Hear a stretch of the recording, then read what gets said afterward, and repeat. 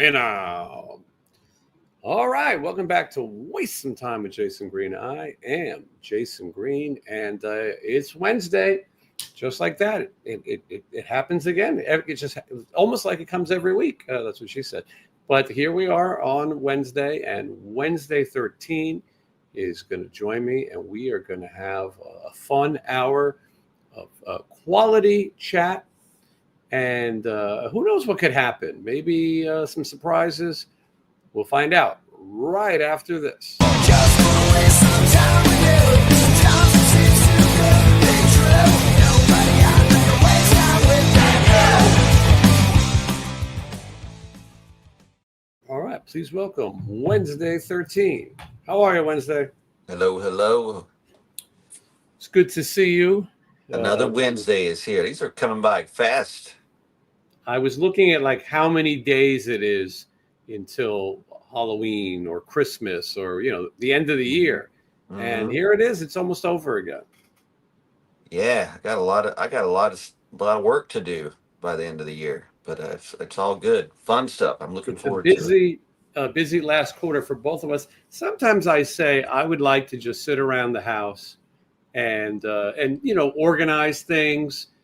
Straighten up, as you know, when you're traveling, you don't get that chance. And for us, because we do fly dates, when we come home, you have a day to sort of get back to normal. You have to leave again, so there's really no time. I kind of want to have my own life and organize toys and do those things, which is sometimes neglected by the schedules that you and I both keep. I know that the pandemic was the time to do those things. I moved during the pandemic, so I didn't have the time to really sit and organize.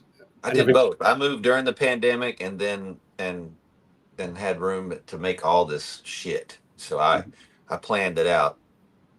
I consumed most of this stuff during the pandemic. Me too. I definitely went a little shopping crazy. I'll tell you, I was out yesterday. I went to a place called Mission Barbecue here in Las Vegas. And it started to remind me how old I'm getting. We collect the toys and things from our youth, and it keeps us at that age range. It doesn't make us any younger. It just keeps us in our world that might be outdated to most. 24-hour G.I. Joe channel behind you.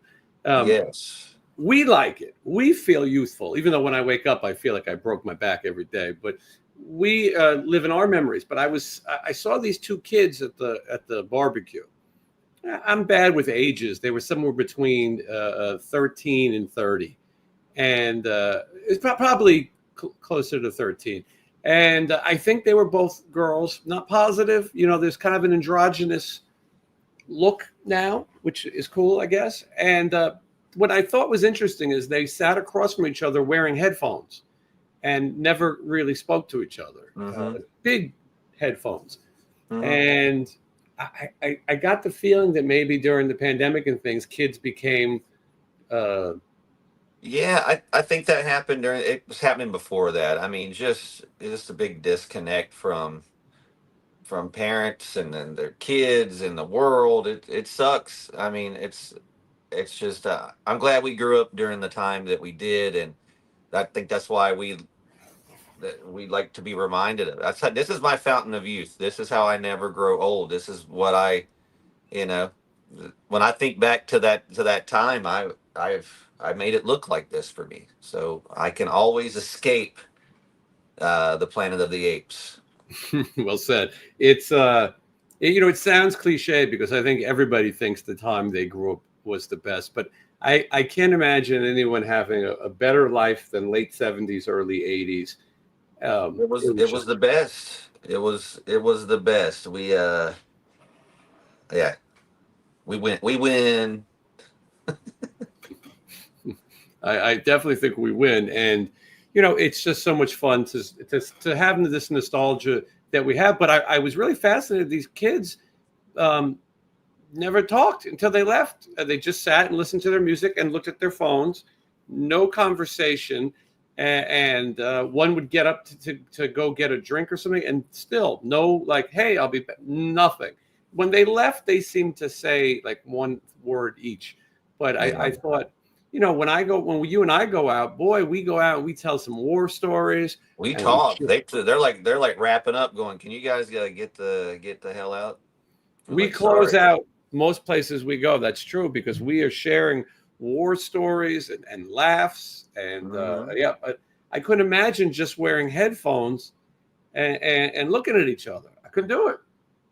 Yeah, you can tell that's when people don't want to be around each other, and uh, I notice people on tour that'll wear headphones and just disconnect because they don't want to be around people.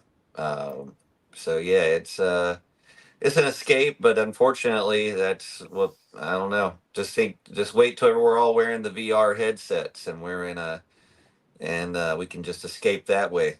When you travel, When all the robots replace us, we'll have the VR sets, and we can just sit back and we could do this in VR. And well, Wednesday, it sounds like we're joking, but all this technology started on coming, Star Trek. I mean, the it's fact that coming. you can ask your phone to tell you things, and it can, is very. Gene Roddenberry saw all before it happened. It's Maybe flying all coming. cars aren't that far off. But now, when you travel Wednesday, do you wear the big "Don't Talk to Me" headphones, or do you do the pods? Oh, this last tour, I didn't bring my headphones, and I severely regretted it. Um, because I bought the earbuds. I tried those on the last tour, and I was using them every day at the gym. And I told you, like an hour and a half into the flight, they died, and I didn't have my plugs. I didn't have anything. I hated it, but I do like the big cans.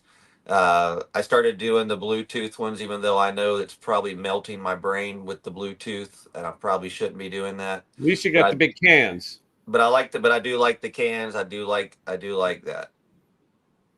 Yeah, when I first started traveling with bands, I've always done fly dates. Every band I've worked with has been a fly date band. When I first started, I used to wear the big cans because it says "Don't talk to me," because you never know who Yes. you're going to sit next to, and it's very awkward when they go, "You boys must be in a band," and then you got to go, "Oh You shit!" gotta go. Excuse me. Right, you're right. You have to. Excuse me. I speak jive. I would take the headphones, and then they could usually get one question off before I got them on, which is always, "What band are you with?" Now, then you have to explain you're either with Bobby Blotzer's Rat or Stephen Pearcy's solo band. Now I got to explain Piercy D. Martini, members of Rat. And so what I used to do is I used to always say Sin City Sinners, because that would end the conversation. They go, "Oh." But if Right. you say Rat, you're going to get a lot younger people are going to go, "Oh, my grandparents used to love Rat." Or you get people going, "Rat, is that the Round and Round?" And then you're having a whole Mhm. conversation. Most of us just say Rat now. Don't tell Warren, because he would get mad at us. But we just say that because it's easier. And anyway, but I've switched to the AirPods, the Apple Yeah. AirPod. Uh, Matt Thorne got us hooked on them, and I got to say, I enjoy them. I have those, but if you really want to just cancel anybody out, just get in ears and That's just true, yeah. get them the hell out. And it's not that, I enjoy meeting certain people, and flying, you can meet interesting people everywhere, airports, famous people. But I will tell you, on my last flight, directly to the right of me, in the middle seat, I was in the aisle. There was someone who was obviously sick, too sick to be flying. And I thought, well, maybe they're just choking at first. I'll accept choking. But then I see them take out the Vicks Vapo Rub, a big tub of Vicks Oh Vapo Rub. no! Yeah. And they're mixing it up and slathering it. And they're What? kind of, yeah. And then they're coughing, sneezing, and then they're crying. I would have lost my mind. Oh my god. I put a mask on, Michael Myers. Matt. No, Yeah. I haven't worn a mask on planes, since it was mandatory, and I don't want to. And I'm not. And every time I mention anything to do with masks, people go crazy. But I got to tell you, I didn't want even a single droplet of this Vicks Vapo infected snot on me. I don't think that should be allowed. I would have asked to see the cook. If I was sitting next to this person directly, I would have flipped. I mean, it wasn't a little sick. It's just the entire flight, coughing, sneezing, crying, and Vapo rubbing. It was. I had two little twin kids in front of me that were just constantly bouncing my seat for 11 hours on the way home, and I thought a lot of bad thoughts, a lot. Thing. And then I went, all right, this is really good songs. And then I'm like, this is a movie. And I for those 10 hours with no headphones, I wrote movies and songs about children.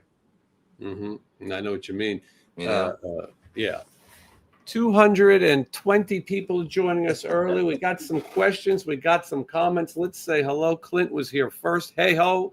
Let's go. I want to show and tell real quick because I got this. I went and saw Chainsaw on Chainsaw Massacre on Chainsaw Day, August 18th, and they showed a preview of this new box set for the DVD, and I got it, and it's pretty badass. I'll show it to you. Let me show it. We're gonna a little show and tell. Yeah, show off. You guys will like this. So, first off, it arrived quickly, and it comes in this giant box. Whoa. And huge. That's huge. A big box.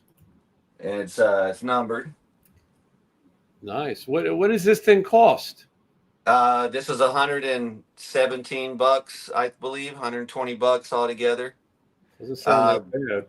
But it comes with inside this box. You put it together, though the blade you put it, but it's you get the chainsaw replica, like Leatherface had, same color. I like it. And it opens up. And that's where the DVD and a copy of the VHS is stored inside. But I took it out already, so you get this deluxe version with all the versions that you probably already have, and more is all on this.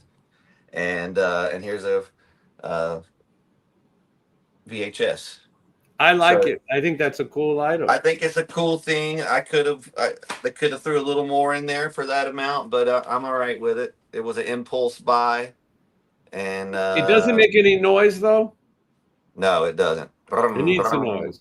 I got a chainsaw around here that does make noise though. So, but that's my show and tell. This is pretty good. You can still get it. Dark Sky Films. I did not get this for free. I did not get a discount, but that's where I got it. And you can get one too. I like it. That's pretty cool. All right, there you go. Show and tell. Show and tell. Let's see. Show and tell. I'm going through some of these comments. Someone's asking my thoughts on Richie Sambora's new song, Born to Rock. For me, a new Richie Sambora song was Ballad of Youth, and I stopped after that. Did he really put a new song out? I guess Born to Rock is a terrible title. I don't need terrible. Yeah, I don't need to hear it to know it's bad. I like Richie Sambora. In fact, I think Richie Sambora might be better. But does he mean it in the song? Does he really sound like he means it? Is he really born to rock? Does he feel like it's okay if you sort of say rock in a song, but mean it? Like when he says, I want to rock, you believe it. You're not like, oh, that's a lame. That'd be a lame title if he didn't mean it. He's got that big Richie voice. I think he's going to sound like he means it. You know, that big Italian New Jersey voice. Hey, Richie, play me something. Hey. Yeah, we're kind of like that. Yeah. All right. Hold on. I'm trying to get through everyone, but Sean is, hold on. Before Sean. Remember the Seagal movie where he's hunting down William Forsythe and he's like, anybody seen Richie? Mm-hmm. Anybody seen Richie? I think that's Above the Law. I think that's the early one. I think that's Out for Justice. Out for Justice. That's my favorite. Man, those first four Seagal movies are excellent. Wednesday, these kids don't know. These kids with their headphones, they don't know what they're missing between. Go and watch these movies. There's some excellent arm breaking in there. Go try it. Try it on your friends. Mm-hmm. Jean-Claude Van Damme and Steven Seagal. All right, let's get to Sean's question, because Sean puts thought in his question, and he's generous. And as I've said, he is the executive producer of the show. Hello, Jason, and Wednesday What's up, 13. Sean? I was reading an article today about the end of the casual concert goer. Now, Wednesday and I are experts on this. Dynamic pricing is cited as one reason for why people aren't attending as many concerts anymore. What can be done to allow better access to concerts for everyone? Wednesday, you are the expert. Let me read this question again. I know you just read it out loud, but my brain is slowly catching up. What can we do to make concerts better for people to come out? Is that the question, basically? How do we get them to come out? People can't afford know. it. I wish I knew. I was telling you, like, I just came back from Europe. I just did like 14 shows, club shows, and like festival show. But the club shows were small venues. I think the biggest cap venue I played was like 800 or 900, and I didn't sell it out. Came close. But other places were like 400, 500. They were all packed. They were sold out. And everybody from the front to the back was into it, and they weren't really on their phones. I noticed it. I noticed it every night. America, what I did earlier this year, was exact opposite. Everybody was on their phones if anyone was there. And we'd have about 2 shows a week that were packed, that felt like a big show, like a Friday, Saturday. And then through the week, it's just, and I'm not slagging on people at all. It's just, that's just the way it is. America is just at least for my band and what I do, it's not always like a show at the whiskey. We'll play the whiskey and sell it out, and it's insane on whatever night, if it's a Friday or a Wednesday or whatever.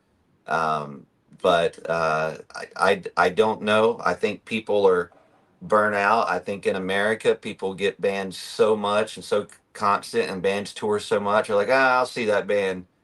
I'll see them in a couple of months. They're always on tour. I'll see them. Like, I don't know how bands like all the bands that we talk about on your show, like, how does LA Guns go on tour in America? I'm not picking on them, but just for example, that level. How does LA Guns go on tour 4 or 5 times in America? Like, my agent's like, you wore it out once. You shouldn't headline again in America till 2027. I'm like, I agree, but like, how did these bands do that? If they can, and they must be doing okay doing it, but that's a lot.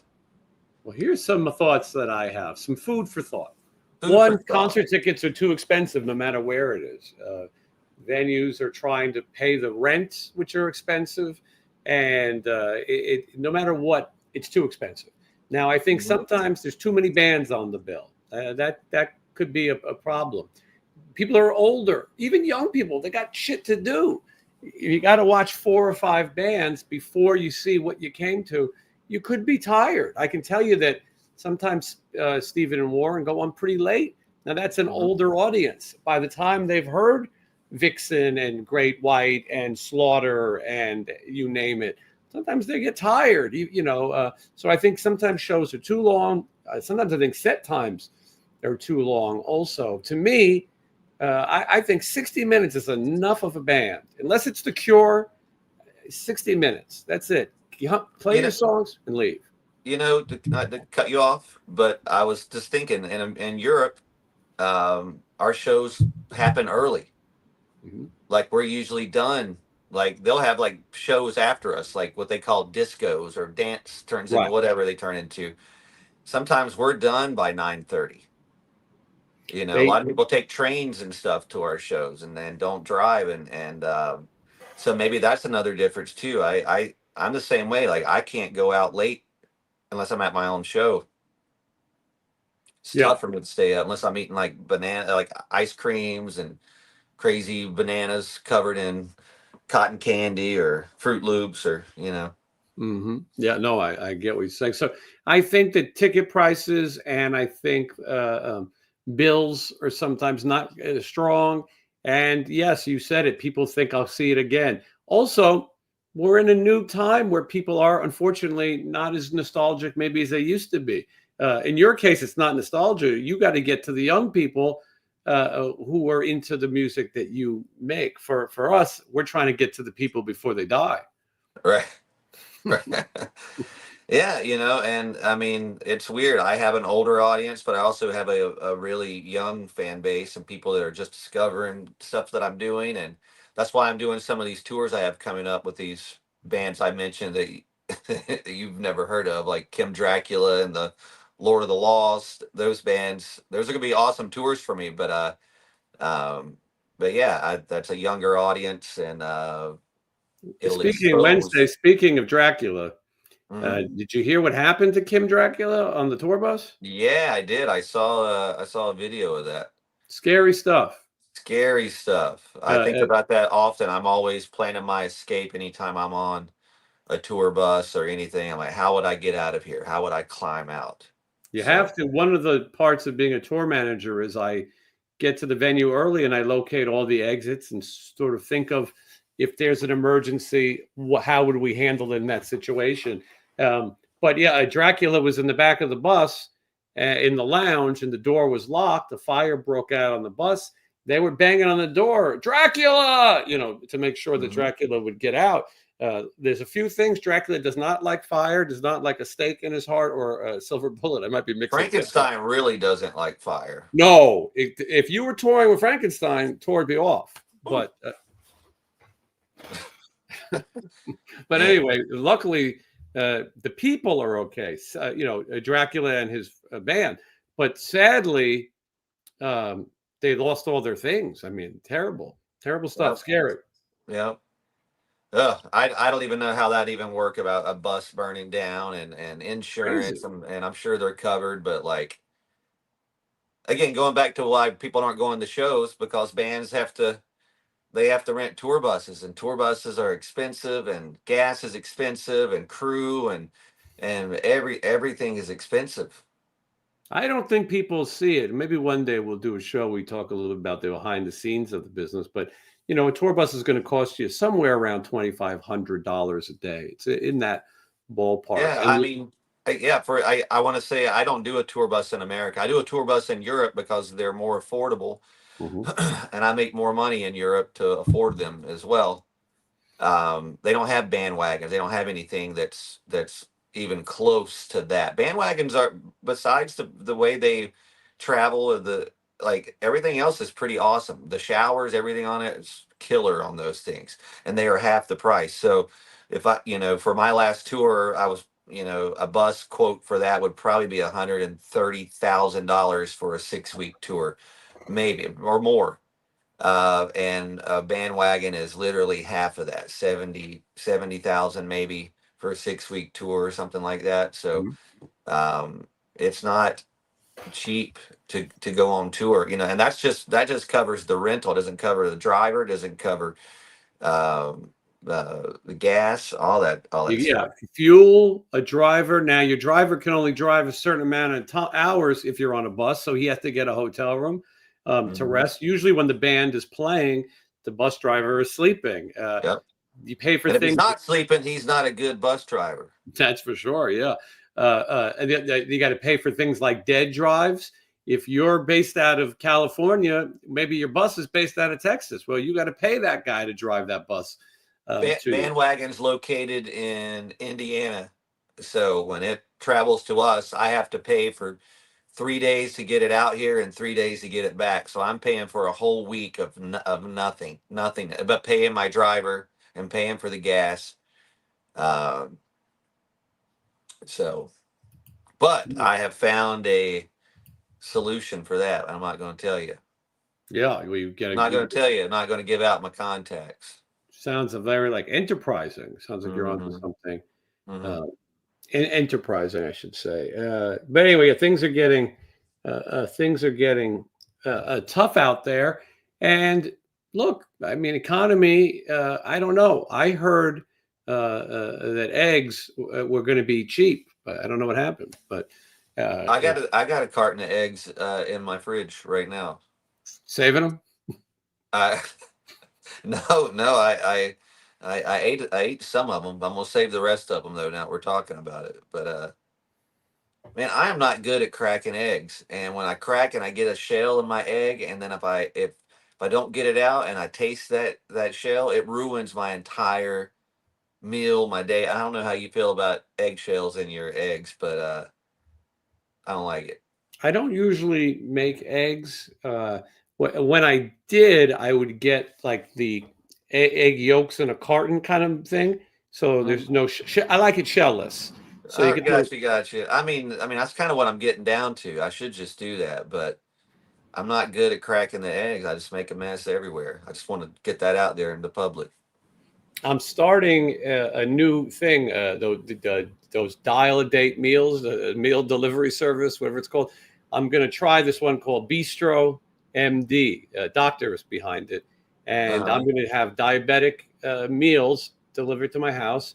That's Costs about cool. $6,000 a day. No, it's we'll see. We'll see if it's worthwhile. But at breakfast, lunch, and dinner, and two snacks, and I'm going to try it for a month and So what's see. it called? What's it called again? The name of it? Bistro MD.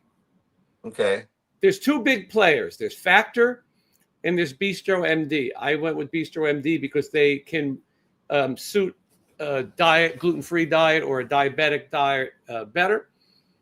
And I eat out so much. Morning, night, Mm-hmm. afternoon snacks.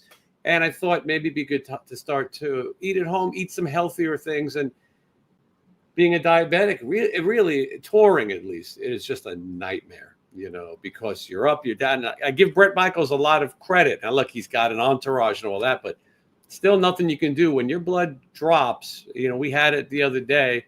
I thought this was it. I thought I was dead.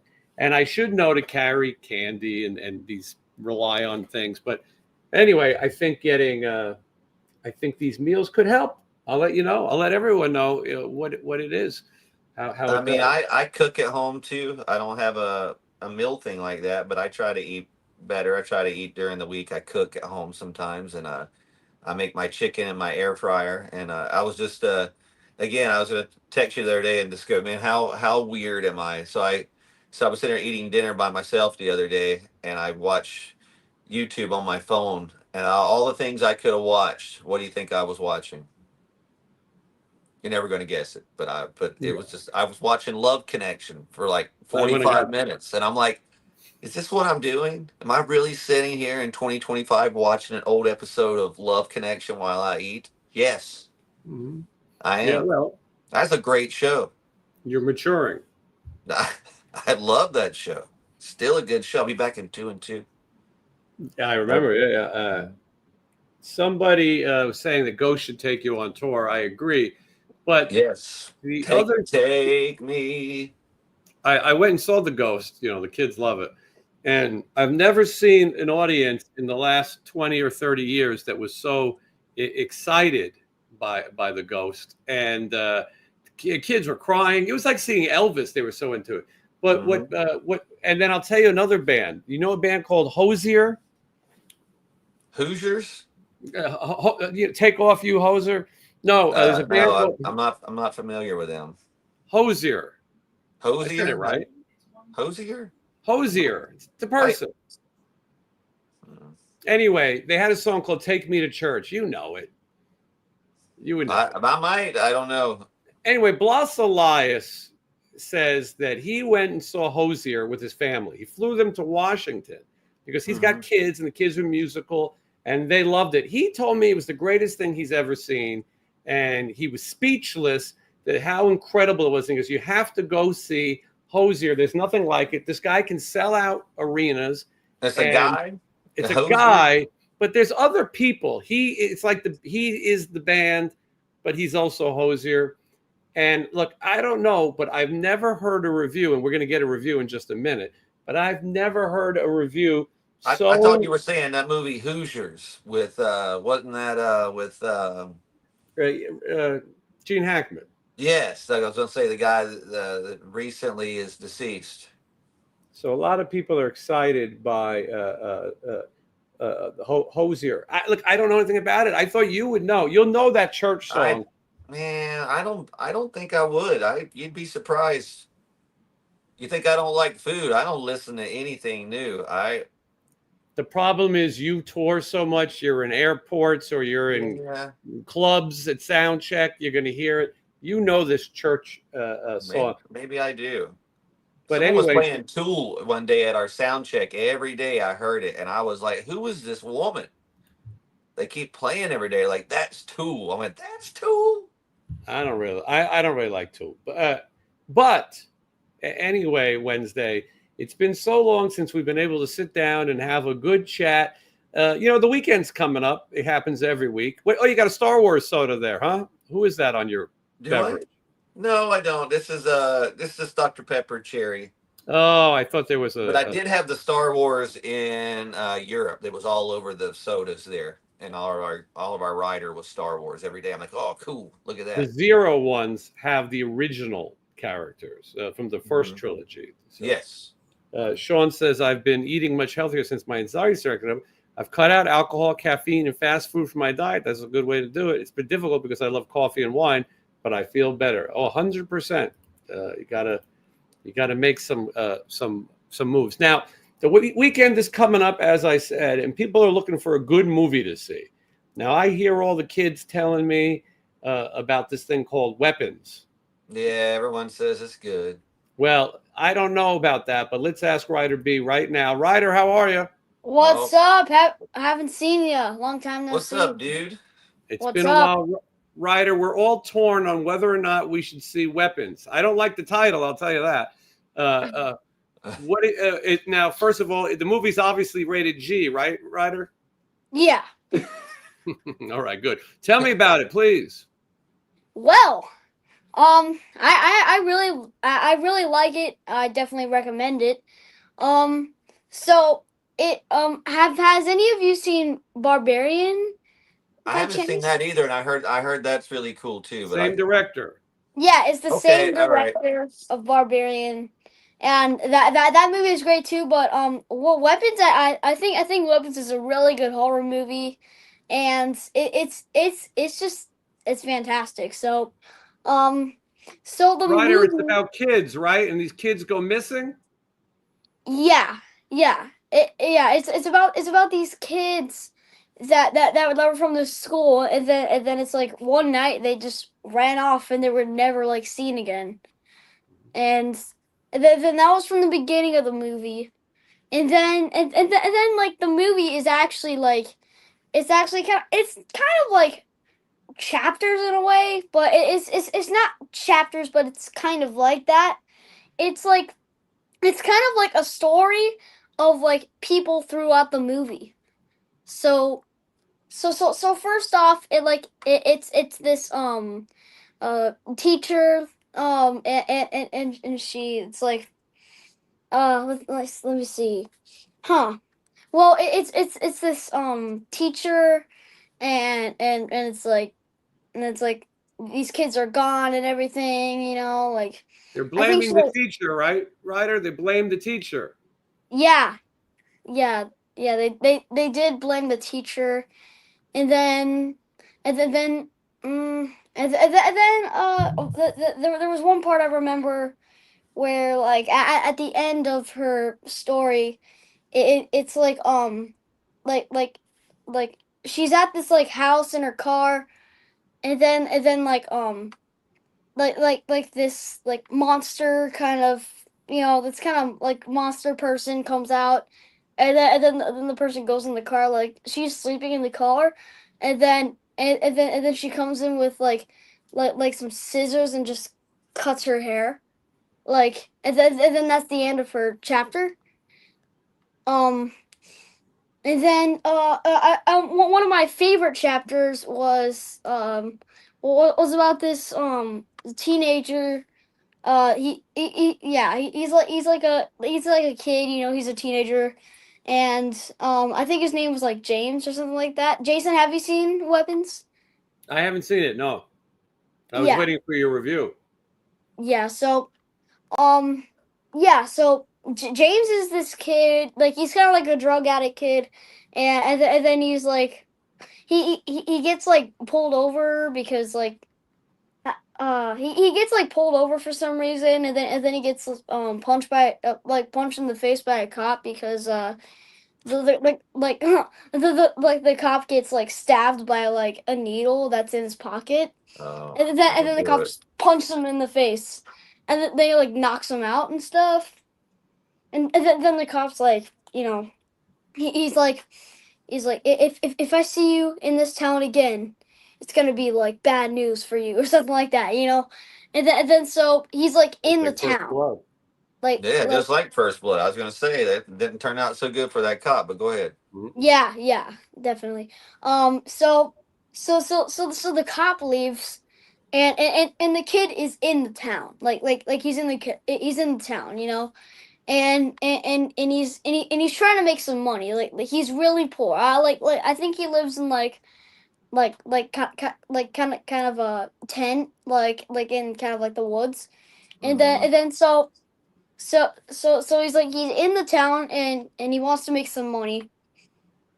And he just keeps he just keeps stealing everything from stuff, and then he goes in the store, and he's like, can I buy this for whatever price? And then the guy that was working at the store, he's just like, no. And then he's like $20. The guy says no. He's like $5. He's like no. And then he just takes the stuff out, and he's trying to get some money, and then the cop sees him again. He gets pulled over, and and uh and yeah, he gets pulled over. Be careful not to spoil it. Oh yeah. Wednesday, you see that Alf was over the house. Oh man, I love Alf. Yeah, just well, be careful not to spoil the movie. I haven't seen it yet. Yeah, I was kind of spoiling the movie. I kind of want to get to the scary part. Wednesday, you must be thinking you took an inhale too hard. I haven't even yet. Now, yeah, you don't want to spoil it, but anyway, it sounds like it's very similar to a Paul Thomas Anderson movie called Magnolia. Maybe it's supposed to be kind of trippy, and it comes in and out, and there's a lot going on. Now, Ryder, did you enjoy the movie? Oh yes, I did. Were you ever scared while watching the movie? No, not really. Were you more scared of the Alf puppet that talks to you? No. All I'm right. not scared of Alf at all. On a scale of 1 to 4 horns, how many horns up do you give it? I would give weapons like kind of like a 3 horns. 3 out of 4. 3 horns. That's 3 horns. All That's right. a good That's pretty rating. Now, good. I point out this movie did not have a huge budget. There is one star. Josh Brolin is in it. He replaced Pedro Pascal in the movie, and Josh Brolin is a pretty big star, but it was low budget, and it's doing incredibly well. It's like $250 million at the box office.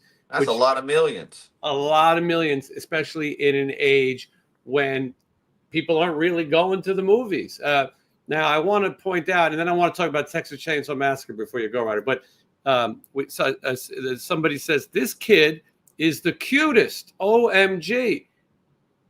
Yeah. And that reminds me, because he has a record coming out. Wednesday, I don't know if you know this, Ryder just finished a full-length LP, and it's called, what is it called, Ryder? Don't call me cute. Don't call him cute. Yeah.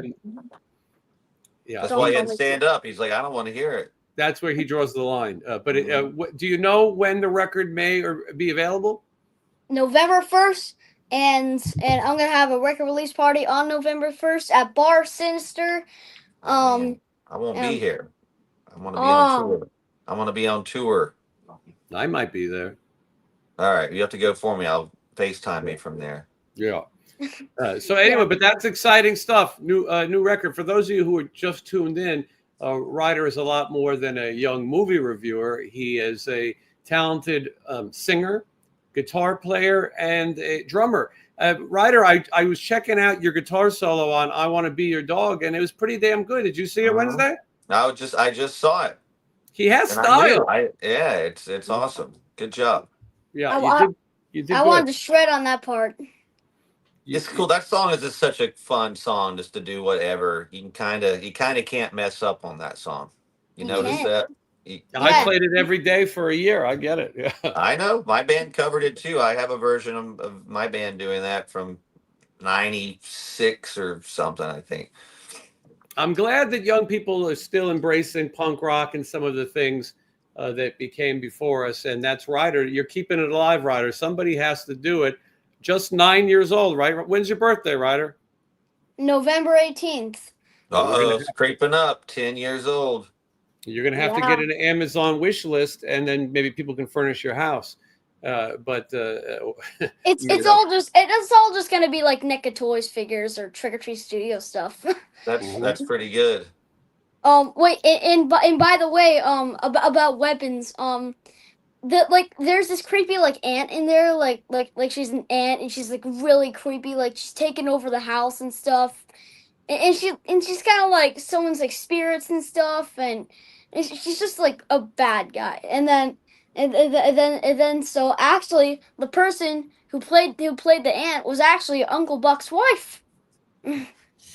Wow, look at that. I did not expect an Uncle Buck reference today. Ryder, we got a question Uncle for you. Buck. This is from the Rock Star 1969 666 Super Chat. Ryder B, what's your favorite breakfast cereal? He says his, or they say theirs, is Cinnamon Toast Crunch. Greetings from Canton, Ohio, the birthplace of Marilyn Manson. Favorite cereal, Ryder? Same. I feel like Cinnamon Toast Crunch is my favorite too. What about you, Wednesday? Fruit Loops or Fruity Pebbles are my favorites, and then Fruit Loops third is would be amazing though. third would be Corn Pops. I'm with you. I like some Fruity Pebbles. I like the Corn Pops. I put Lucky Charms in a fourth, maybe. You know what I saw? I saw a guy online who took Fruity Pebbles and he put it in Cool Whip, and he was just eating it like that, and I'm like, I'm gonna try that. So maybe we should try. I don't know. I'm gonna try it out. I need to get some Fruity Pebbles. I don't have it. I got the Cool Whip. I just don't have the Fruity Pebbles. Need to get. Do they have cat flavored cereal on Earth? I think they had an Alf cereal though, right? Didn't they, Wednesday? They didn't pay me a dime for that. Yeah. Oh yeah, they had Alf cereal. They had and Alf was great. I watched the Alf cartoon. Yeah. Yeah. Oh, Gordon Shumley. I got a full Alf costume somewhere around here. I'm looking at some. I went into an Alf rabbit hole. Anyway, listen, Ryder, before you go, like most people your age, you celebrated the 50th anniversary of the Texas Chainsaw Massacre in theaters. Your peer Wednesday did the same. Mm-hmm. Now you've seen the movie before, right? Oh yeah, millions of times. My favorite movie. But your first time seeing it in a theater? Yes, my first time seeing it in a theater. And you had and did you go with a celebrity because you're kind of a celebrity yourself? No, but I went with my best friend. His name's Gus. Wait, I actually did went with a celebrity. Hold on. I'm trying to teach you, Ryder, the setups. You see, what happened in the world of journalism, I know the answer, and then I ask you like I don't know, and then you tell me. Let's try it again. Ryder, did you go with a celebrity? Yes. I went with Jason Patrick. Mm-hmm. Whoa. Jason Patrick, star of the Lost Boys, and he's in one of the Terrifier movies. Yeah. And so you hang out with some big stars and you go see the Texas Chainsaw Massacre. Now, again, your first time seeing it in the theater, did you dress in any outfit for this? Yep. I went as Leatherface, and it was at the Century City Mall, and I just walked around there with the chainsaw and just chainsawing everybody. It was great. Awesome. I had my mask, I had the bloody apron, I had everything, had the chainsaw. But the worst part is when I went to the movie, I had the chainsaw and everything. We created that whole outfit. We created that whole outfit just for the workers to say, "Oh, he can't wear that mask, or he can't bring the chainsaw in, or something like that," you know. And yeah, we did it anyway. Yeah, we did it anyway. And yeah, that's what you're. Yeah, exactly. Those Georgia guys has don't a know good any. Those question guys for don't know any Ryder. business. They tried to tell me I couldn't bring my coffee in. I was like, psh, right in his face. Ah! I'm Georgia kidding. asked That's what I Ryder, wanted to do. do you have a Halloween costume in mind yet? Halloween is approaching. I may go as Leatherface. I don't know. I may have to think about one. Are you a fan of the movie The Lost Boys? Yeah, it's one of my favorites. All right, just making sure. Jason Patrick would approve.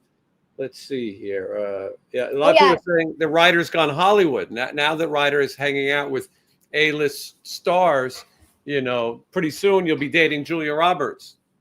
Who says I didn't? Ah. She's about 100 compared to you. Anyway, Ryder, let's remind people where they can see you play next. So I'm gonna be playing in Detroit, September 27th at Shielded Souls. So whoever lives close to Detroit or who lives in Detroit or Michigan, come to Shielded Souls in Detroit, September 27th, and I'm gonna be having my record release party at Bar Sinister. Yeah, it's gonna be my record release party on November 1st. I'm gonna be the headliner. Finally, I'm gonna be the freaking headliner. Yeah. And then See that Wednesday? He doesn't have to open for Dracula. He's a headliner. I know. Yeah. And I'm gonna be having my Sunday live stream. I like to call it Sunday Live Scream. And I'm just live streaming. I'm playing some songs on guitar and stuff. It's every Sunday at 6 p.m.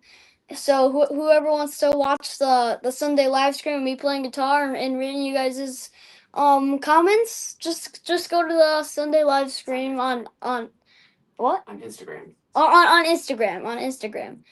Yeah, every Sunday. It's great. So Well, all right, Ryder. I think you've said it all. Let's come back next week and chat again. I'm glad we missed you, and I'm glad for your reviews. Ryder says check out Weapons. It's doing incredibly well at the box office, so I think he's right on that. And of course, the Texas Chainsaw Massacre, you can never go wrong, starring John Larroquette of Night Court. And all right, Ryder, I'll see you again soon. I will see you again soon, guys. Thank you. Keep on rocking. Don't call me cute.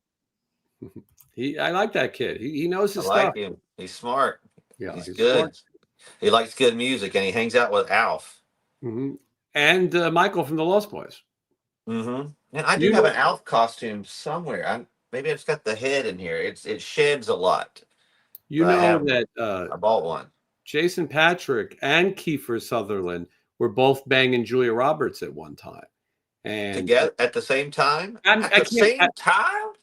I don't know about that, but I think what happened is I think she was with Kiefer first, and then maybe he cheated on her. And so she said, well, I'll show you. I'll get the other guy from the Lost Boys. That's what you do when you're a pretty woman. Mm-hmm. Yeah, she certainly was. But I don't think she's probably too old for Ryder. Yeah, he doesn't want any part of that. No, she's got a niece though, who also is Kelly Nichols' stepdaughter, and her name is Emma Roberts. Maybe she's so like an older woman, like who would be like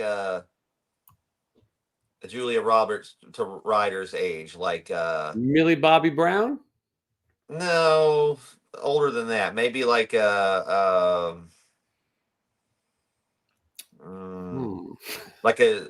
like what's the girl who was in the Chainsaw remake? Like Jennifer Beeler.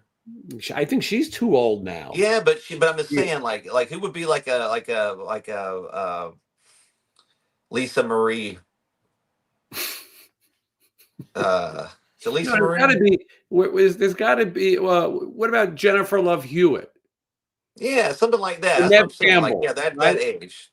Yeah, I mean they're older broads now, but yeah.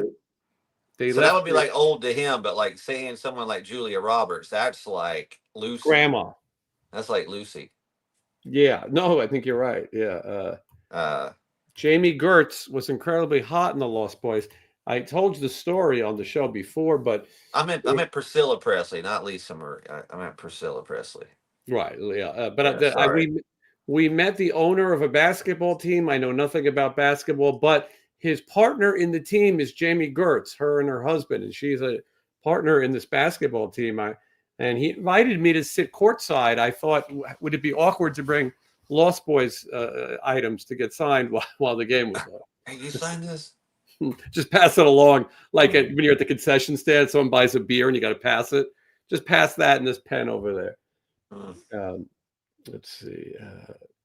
I was told when I was a kid, Ozzy Osbourne, before he played, he passed a bucket around the arena and people would spit in it or pee in it. I heard it, and he would drink it. And he would have to have it, and he would drink it before he went on stage. I thought that was the weirdest and coolest thing ever. And then that's what I do before I play every show. I pass a bucket around.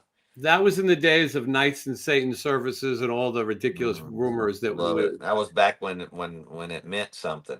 When Richard Gere could bait a gerbil. Yeah. Yeah, when you could spit in a bucket and it meant something. Mm-hmm. Speaking of that, Julia has a question. Do either of you have any advice for a kid wanting to start a band? I don't even know. I don't know if I have advice anymore. It's hard. There's a lot of competition out there. But if you're good, you'll stand out, and you've got the technology to get your product out. So use the social media stuff, build your stuff, practice, be good. Keep practicing. Don't think you're good and just stop. And I think it's a lot of people don't just, I don't know. Some people don't keep trying to get better. Yes. Yeah. What he said, I say as well. Someone's saying we shouldn't throw chicks and money at him too fast. Look what happened to Bieber. I think that the problem Bieber had was Leave it to Bieber or Justin Bieber. I don't think his problem was chicks and money. I think his problem was something else called Diddy. Diddy. Diddy. Puff. Playing in tune is overrated. I don't think that's a mandatory thing. Playing in tune it would be good. No, Wednesday recommends it. Right, here's Ryder. He says just start. He knows better than us. Just do it. Just do it. Mm-hmm. Just start. There you go. Next thing you know, freak offs galore. Anyway, playing music is fun. Some people don't even realize what it's like to put on a guitar and go in a room with an amp and someone and play and make music. It's like it either hits you or it doesn't, and it like instantly I like this. Yes, I was going to say, being a tour manager, sometimes when it comes time to negotiate my contract, my salary, if you will, I was talking to Matt, and Matt goes, "You don't even get the glory of it. The other guys get to go on stage and for a little while get cheered. I don't get you don't get that part of it." And one thing you learn about tour managing is it's an everyday job. There's no day where I'm not on the phone tour managing or writing itineraries or advancing shows. And it's not really fun. It's not funny and it's not fun. It's not something that I've wanted to do, but I was good at dealing with special personalities, and here we are. But I don't think I would ever do it again, because it is that you at least have the reward Wednesday. At the end of the night, you take your bow, and yeah. But I work a lot too. I'm the manager of the band, so I'm pretty hands on with a lot of stuff. Like when I come home from tours, and I know like I have my dry erase board that I just have a list of shit I have to do, and it just nauseates me. And I go, oh, this is not fun. Like booking flights for everybody is not fun for me. It's not fun. And I get freaked out. Like, like I always like need somebody to stand behind me and read. All right, read this. Make sure I'm booking this. When you hit, you hit pay. Sometimes that's it. I gamble sometimes. I don't pay that extra sometimes to insure my flight because I gamble that way. That was a big fight in our world. I'm not sure how much I should say until it's over, but I booked hotel rooms that were not refundable. Yeah. And someone else who's sort of in the camp, but not really, said, "Oh, how could you do that?" Because they booked hotel flights in the wrong city, and they weren't refundable. And hotel rooms, not flights. Anyway, the point was Stephen Pearcy has never canceled a hotel room. We've never had that problem. If the show's on, we're not canceling. 5 years of me touring with Stephen, nothing's been canceled. No shows, no rooms, no nothing. But, sometimes people want to stereotype the rockers. I will tell you, No. I don't know how guys do it. Stephen's 69 years old. I'm sitting on those planes too. I mean, it's a lot. I mean, the other day, the flights to Europe are not from Los Angeles to London is it's longer on the way back. I think it's 9 hours and 45 minutes on the way there, and then it's like 10 hours and 45 minutes on the way back. Or I do that hours. to go to North Dakota. We leave North Dakota, and then we have, so let's say that's 2 hours, 3 hours. Then we have 3 and 4 hour layovers, and then another 3 hour flight. So my day is usually 9 hours of traveling. Sometimes you find a major city. We'll be in Anaheim this weekend. Thank goodness. We're going to be in Las Vegas with a little band called Kiss. And it's going to be interesting. I went to see Scorpions the other day. Chuck Garrick. I mentioned this. Chuck Garrick invited me, and they were great. It was really fun to watch. But the former drummer for Kiss was sitting right in front of me, Eric Singer. And I do this thing where I go, I sort of know him, but not really. I go, I bet you he knows me.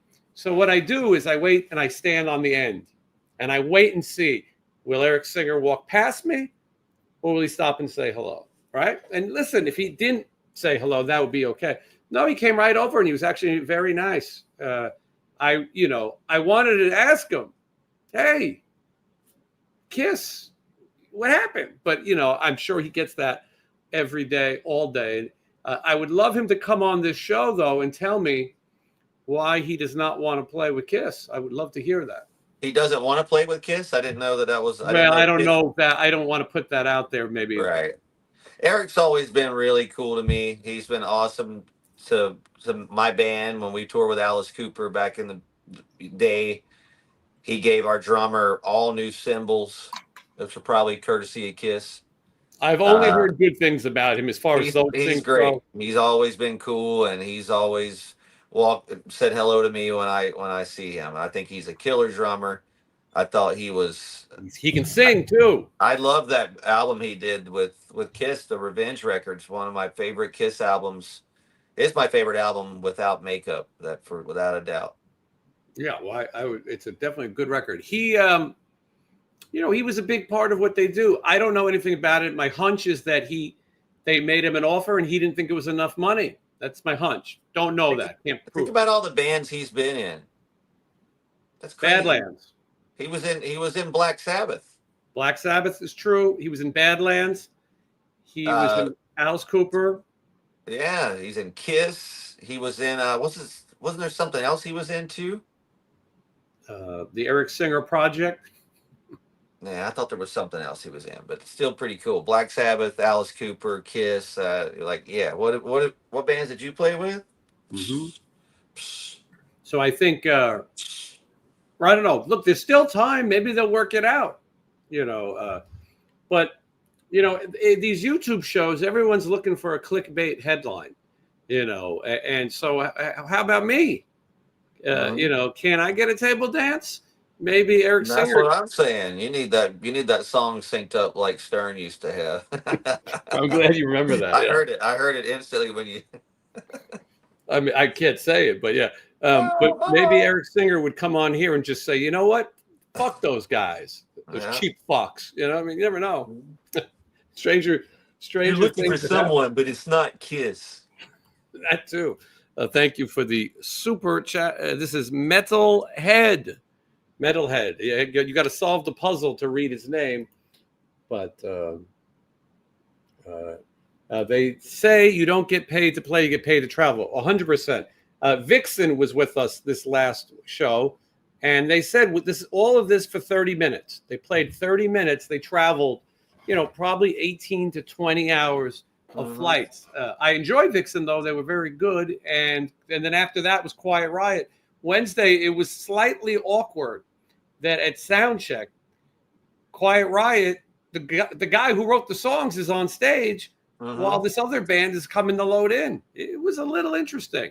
Carlos was very nice to everybody, and he. Oh, that is weird.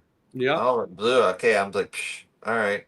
He talked to Rudy a little bit. In the airport, they talked some more, but there's a lot of history. Carlos is okay with being done, but what I said to myself is, I go, that band out there right now is going to play a set of songs that were either written by Carlos Cavazzo or Slade.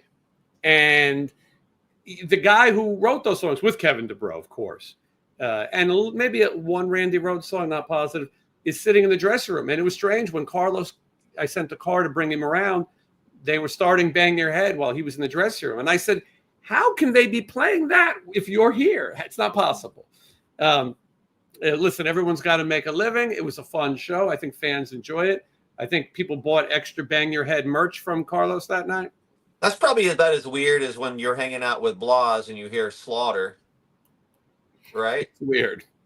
Probably. But those guys are at least very friendly, and like they hang still, like after the shows and things. The first time was strange, but they don't have anything like no one effed each other's wives or whatever. They seem to get along pretty good. But it is strange that me and Blas will watch Slaughter play, and people will come over and ask Blas for his autograph, while Slaughter's on stage.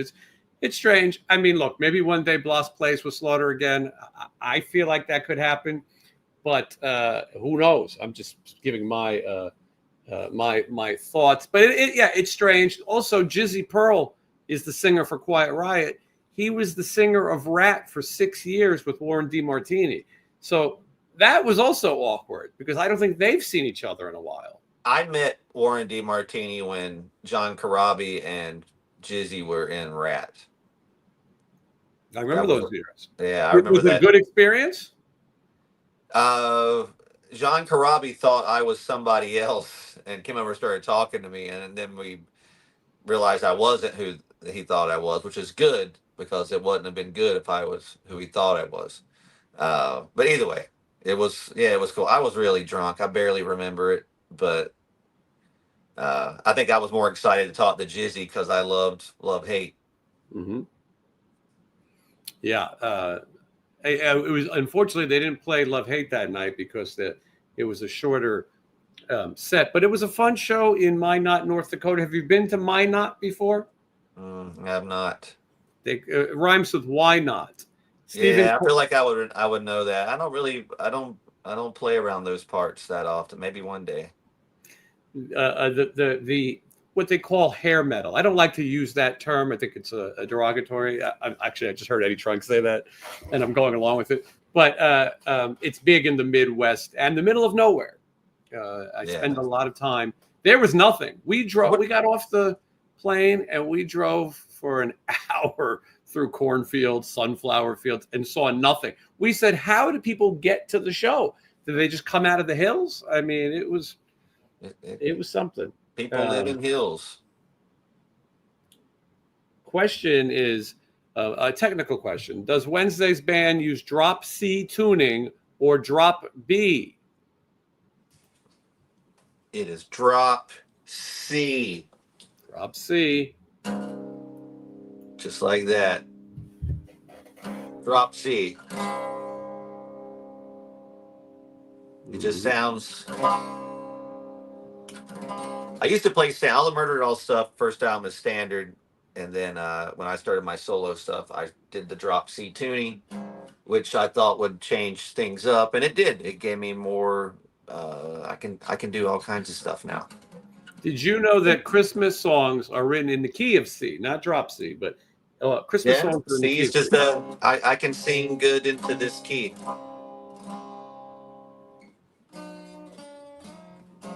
Yeah. So, someone's saying, "Rest in peace, Joe Young." Not sure. Anti-Scene. I know who that dude is. Okay, yeah. He was a friend of mine.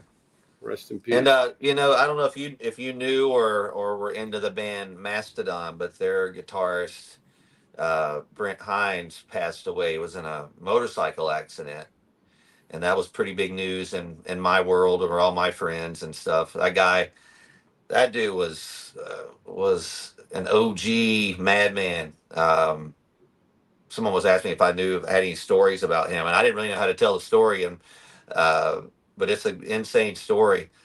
If do you know anything about that band at all, Jason? I know of it. I know very little though. Mastodon's a killer band. They're like it's like prog stoner rock is the best way to explain. They're either way. That dude, I toured with them when I on my first album. We did some festivals and we would play and then they would play. So I knew him kind of then. But in London, we were about to start our tour and we were parked up the night before at this bus parking place, and a bunch of bands were parked there. Mastodon was there with Slayer, uh, and they were parked there. Either way, I'm hanging out by the bus. It's the night before our tour started. It's back in my drinking days, and I am drunk as a skunk, wasted. And I hear somebody in the shadows going, oh, oh, oh, like this. It was that guy, Brent from Mastodon. And we start talking, and we go to his bus. And this dude puts on a full Sasquatch outfit on his bus. He looked like Teen Wolf. It was like a hat, hands, feet, had a jean jacket. I don't know if he did videos of this. Anybody knows this is a pretty crazy story. Either way, he puts the Sasquatch outfit on, and I'm like, man, this is cool. You should go to my bus and freak everybody out. So I bring this dude over to our bus, and it's like 2 in the morning or whatever, and most of the people are asleep. And I bring this guy on the bus, and when he put on that mask, he was like full changed into a Sasquatch. And he pulled my guitar player, Ramon, out and ripped his shirt completely off of his body. It was just pummeling him. I mean, I felt like instantly I realized that I did a bad thing. I literally have brought a bear onto our bus. Yeah, it's not So, not safe to bring. oh my God. And I couldn't stop it. And he ended up kicking the dude. And I found out later, I think he broke that dude's ribs. But I had to get this dude off of our bus. And he took him outside, and we get him off the bus. And as soon as he took that mask off, he just completely changed. He's like, oh, that was fun. Mm. And I'm like, hey, listen. And then either way, so I get him off the bus, and I go upstairs because above this bus was a grocery store, and he went in this full Sasquatch outfit, and I'm still amazed we didn't get arrested. But he walked in, and the guy at the counter goes, you can't come in here, and he just swiped everything off the table in front of me. He goes, I am Sasquatch. And I went, he's Sasquatch. And we just walked in, and the security followed us around. And I'm like, dude, we're going to go to jail. And he was just in full costume. And either way, that was a crazy story. It's if you know that dude, it's even a better story. Well, what a great eulogy. He was a method Sasquatch. He took it seriously. Oh, dude. Killer guitar player, but when he turned it on, he was like, and he was from Atlanta, so instantly we had our Southern connection, and yeah, that dude was awesome. Well, rest in peace. 300 people watching. Jason, how did the Ghost show? Eddie Trunk mentioned he saw you on the show. It's about time Eddie Trunk mentioned me on his show. I mention him on this show all the time, usually when you guys in the audience are saying terrible things about him. I ran into Eddie Trunk online. The Ghost show at the MGM was incredibly unorganized. I blame that stupid pouch you stick your phone in. You go into a ballroom, there's a million people, no one knows which way to go. There's only one line open. Then they pat you down, and then you have to go and put your phone into the yonder pouch.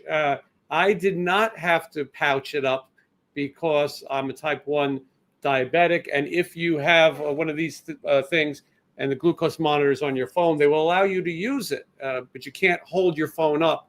You have to do it, whatever. So I had my phone, and I'll be honest, should I have a diabetic high or low, I do need to have this on. I wasn't looking to bootleg the Ghost concert. I'm not sure how I feel about the phones, but we'll talk about that in a second. Anyway, then I go to the bathroom, and there's Eddie Trunk, and somebody goes, oh boy, I wish I could take a picture. I just don't have my phone. And I said, well, I have mine. I'm also going to die 10 years earlier than everybody else. Although I don't know, Eddie Trunk might give me a run for my money. But anyway, it was nice. We were talking about Vince Neil. I don't know what he said on the show, but I like Eddie Trunk. You know, as much as he's an easy target and he's fun to sort of poke at, he really loves that music. There's no act. Eddie Trunk is the guy you see. He's the Jersey guy who you meet down at the bar or the club. What you see is who he is. You know. That's it. He loves this music, and we need more people. My only issue with Eddie Trunk was slightly that I felt like he was a monopoly. Like anytime someone had to interview a band from the 80s, it's Eddie Trunk. Nobody else is going to get that, Eddie Trunk. And, you know, and so I got Wednesday 13, which is better anyway. Right, Eddie's been nice to me. He's and like his co-host guys, Jim and Don, they've been super cool to me and been big supporters of my band. So every time they did a metal show, I would go on that and stuff. So Eddie's always been good. I don't think he likes me anywhere as much as he likes UFO, but that's okay. Yeah, I mean, I don't think he's always into the hardest stuff, but I think if he listened to your record, he'd like it. He did play. I think he likes my stuff okay. I don't think he likes it anywhere as much as Jim or Don, but that's totally cool. Yeah, different strokes for different folks, as they once said. But he's a crusader of rock. He really is into it. He's passionate about it, and he's built a little stardom out of it. He was a record executive. Obviously, you may or may not know he signed Ace Frehley, and look, he's doing what he does. Talk radio is not an easy thing to do. Just what we do. We talk for 2 hours a week, but to do it every day, 3, 4, 5 hours, it's a lot of talking. And sometimes you're going to seem boring. Sometimes you're going to seem repetitive. It's just how it goes. Question for Wednesday 13 from David. Thank you for being a channel member. Question for Wednesday. What are your thoughts on the whole Cradle of Filth guitar player keyboardist situation? It made headlines all over the metal media. Now, I have a lot to say about this, but I'm going to let Wednesday handle it. I really shouldn't comment on this because I know that camp really well. I toured with them. I shared a bus with them when I was doing the show from Transylvania here. So, is there? I mean, we don't. I sort of get it, but is there a problem? Is something happening? Is it a legal thing? No, it's just I probably shouldn't comment on it. It's a bunch of. Yeah, it's a big mess. I wouldn't want to be involved in it on either side of it, and we'll see how that pans out in the social media. So, yeah. By the way, this is not a small story. It's been covered by Rolling Stone, but let's see. I'm going to read the headline. Wednesday has nothing to do with this. Cradle of Filth members leave band over unprofessional behavior, low pay, and Ed Sheeran collab, as the kids call it. After keyboardist Zoe M. Fedorov quit for personal reasons, the metal group fired her husband and guitarist Marek Ashok. Hold on, pop-up ad. Zmirda. Anyway, sounds like they got some problems. Wednesday knows the player is involved and is not going to offer you a blabbermouth headline. No, they would absolutely take that. Yeah. So look, band, it ain't easy being in a band. No. David says, no, it's not. It's not easy being in a band. You know, what's that one guy that interviewed that wrestler? And when he slapped up reporter. Dr. D. David Schultz. He said, because being in this business ain't easy. That's why guys like you ain't in it. And he flexed at him. That's what I say to most people. It's like, it's a tough business. That's why guys like you ain't in it. Mm-hmm. It's like that. That's what I say. All right. I saw some David Schultz is the guy that smacked that dude. That's one of the greatest videos of ever. It was John Stossel, and he asked Dr. D. David Schultz if wrestling was fake. And I'm asking a standard question. I think it's fake. And he said, how's that? An open hand slap?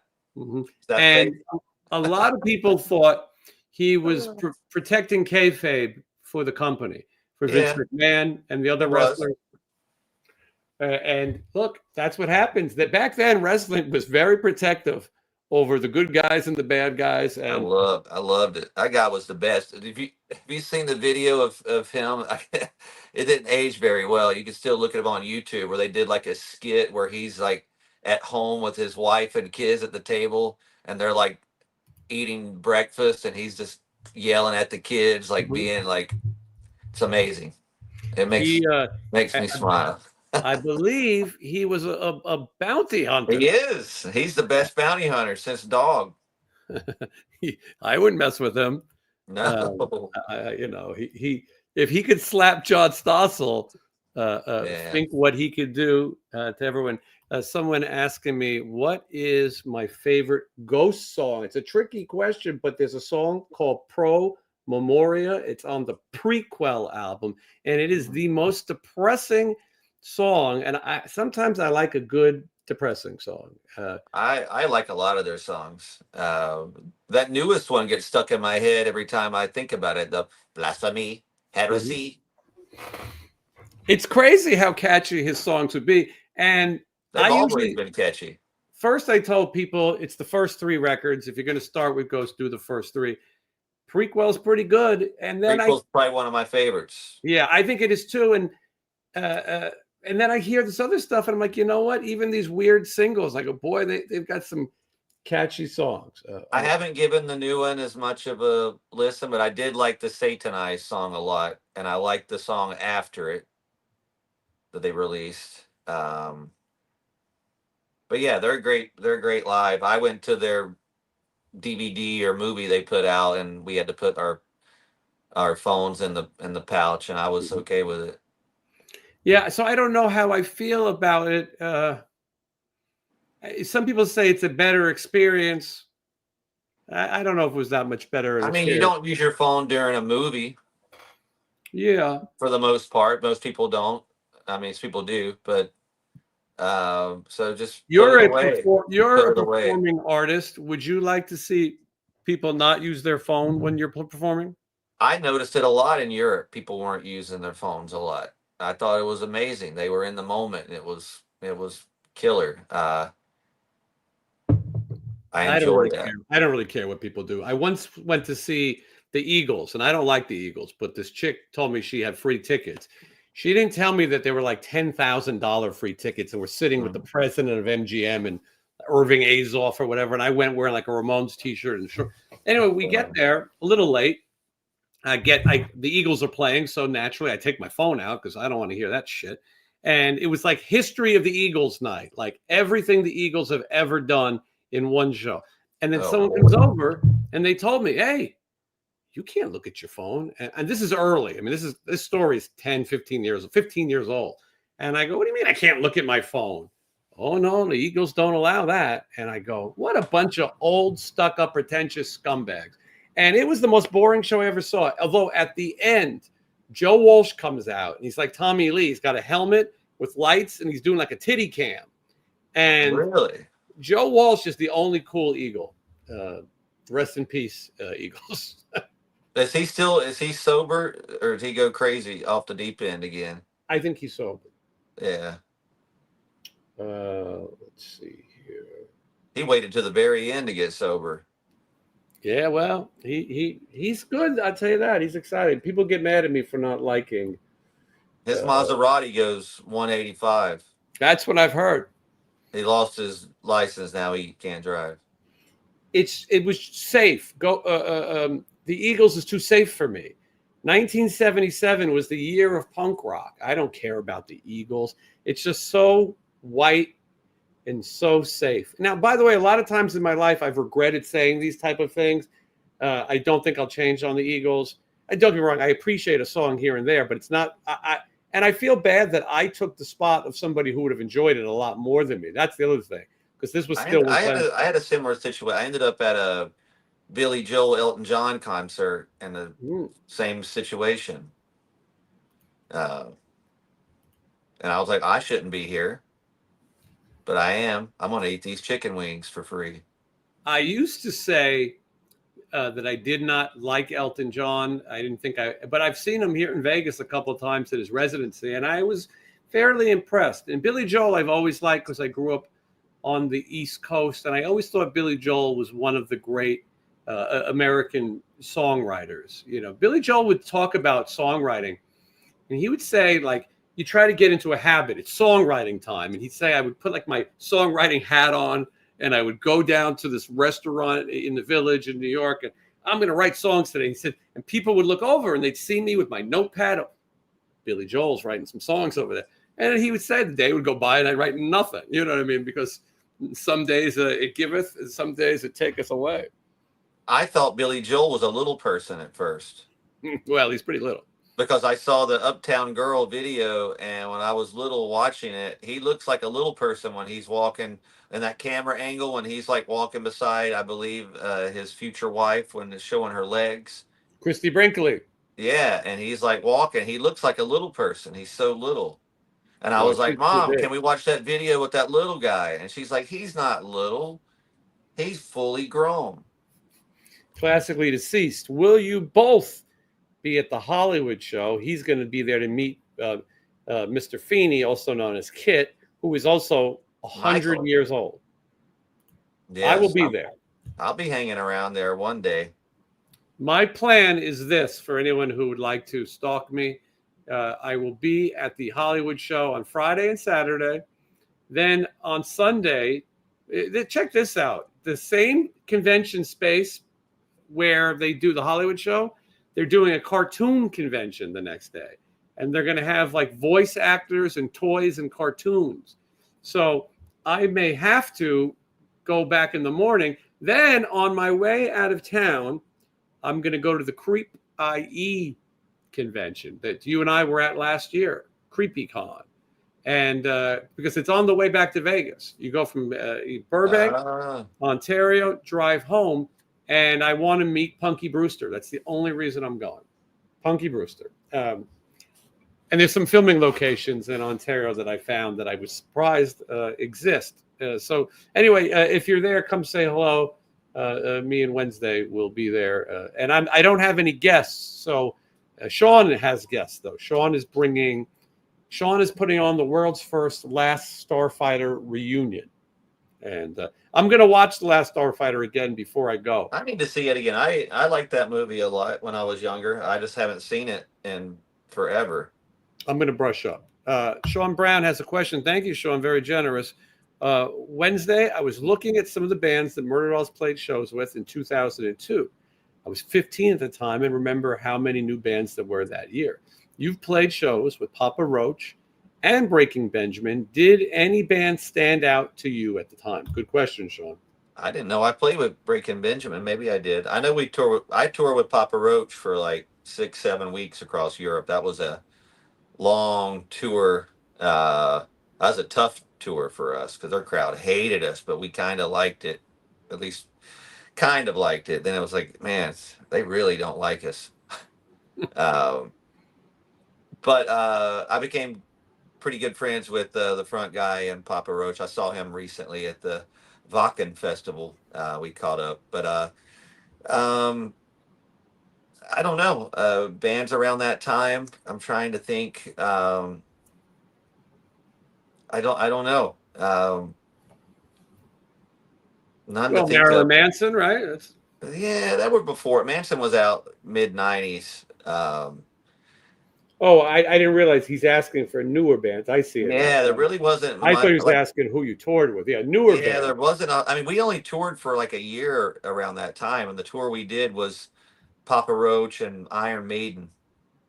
So that was the two long tours that we did in between our own shows. So no, there really wasn't a whole lot of newer bands around that time that I recall. Papa Roach was a band I wanted to not like going into it, but they were nice guys. I don't like them for both of us. The front guy's a good dude, and he's a really good front man. So, Jacoby Shaddix. Yes. That's his name. Yes. Sour Patch. You guys are so lucky to see such amazing bands. I'm 17. I've seen Kiss and Queen, which were amazing shows. Wednesday, if you had to go back in the Wayback Machine and tell people a show that you saw that maybe people would be surprised you got to see it, or just something that you know was historic that stands out. For me, obviously, I always start with the Ramones. I never thought I would have gotten to see my favorite band of all time and meet them as much as I had. I mean, my first big arena concert, seeing Motley Crue on Dr. Feelgood was pretty, like, that was when they were like the biggest. Seemed like they were the biggest band in the world. Yep. At least they felt like it to me. Sold out instantly. Waited in line 4 hours to get tickets at the mall. Wrapped the line all the way down the mall to get tickets for that. It just was a really cool time. So that was a really cool concert. And there was one that I thought about recently when I was on tour. Just a odd concert I caught that it was just, it spoke to me. I remember when Dee Snider was doing, uh, he was doing Twisted Sister song, but he had his band called the SMFs, Mhm. and he played in North Carolina, and he played with Kevin DuBrow. And when Kevin DuBrow landed in North Carolina, he got arrested. He had a warrant out for his arrest, and it was all over the news. And he and I was going to see Dee Snider play with Kevin DuBrow, but Kevin DuBrow didn't play, so Dee Snider ended up singing the Kevin DuBrow Quiet Riot set that night. Either way, but Dee Snider, I'd never seen Twisted Sister. I'd seen Widowmaker, and he was like still my favorite, like, frontman next to like Alice or whatever. And it was when he did Strangeland, and he had dyed his hair black. Mhm. And when he came out, they were playing like "Come Out and Play" from the "Come Out and Play" Twisted Sister record, and he looked like me now. It I was remember. it was crazy, and I was just like blown away by it. And I saw a video of me recently around, and I was like, man, this is like, it's like I'm watching the full circle there. It's like I saw that, and I went, I didn't realize how much that was burned into my brain. And he was still like, D was never not a great front guy. He's still like, he's like Sebastian. He comes out and just you're like, get the fuck out of the way. And so yeah, that was a really cool show. And he played all the Twisted Sister hits, and he played early. And I almost lost my job. I worked like a third shift job, and I pretended to had a car accident to go see it. So that was a cool show for me. So if you like Dee Snider, that was the ultimate Dee Snider show. It's similar for me. Um, I was a huge Twisted Sister fan. That's my first heavy metal cassette. My mother put it in my Christmas stocking, 1984, Stay Hungry. And then my uncle said, well, wait, if you like that, you got to check out these 3 records that came before it. And I was just so caught up in it. But I never thought I would get to see Twisted Sister live. I was just a little too young. Then when they got back together, I was fortunate to be friendly with the late A.J. Pero and Eddie Ojeda. They both had played with Sin City Sinners. And they told me, hey, Twisted Sister's getting back together. Anytime you want tickets, we'll take care of you. So they did a Christmas show at the Hilton Hotel, now the Westgate, 3 nights. And every night we had first or second row. And they played the Christmas songs, but they also played all the Twisted Sister, Burn in Hell, everything you could expect from a Christmas show. And it was great because I never thought I would get to see the 5 members of Twisted Sister. Now no one will ever see it again as AJ's passed.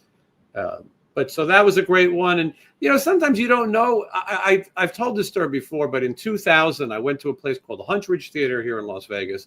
And everyone told me, you got to check out this band. They're going to be huge. They got this song called Kryptonite.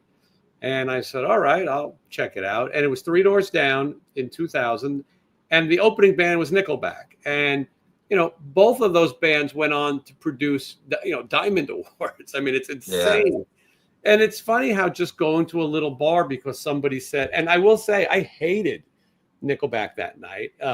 I don't hate them now. I think they got some catchy songs. I just think they're the in band to insult. But that night I remember thinking, God, this is bad. So, all right, I'm going to try to get through. I saw Twisted Sister when they got back together. They played in Charlotte. I weaseled my way on the side of the stage. I think Stephen Pearcy opened before Dee Snider, I believe. Yeah, I can see that. I met him for the first time then. Here's a question that's not that you can't answer. What are your thoughts on the bands Dope and Static X? You can plead the fifth. It's your right. What are my thoughts on them? I mean, they're friends of mine. I know that I just did I just did 2 shows in Europe with Dope and Static X. Nice. Well, Yeah, I mean, Static it X goes, is the band where Wayne Static though was the singer, and he's passed, right? yes, and I became friends with Wayne and the OG guys back when they were touring on their second record. I think because we had the guitarist was in Murder Dolls. Trip was in Static X at the time. So I got a long history with those guys. It's like Trip was Rex, right? yes. Yeah, he doesn't like anyone to know that though.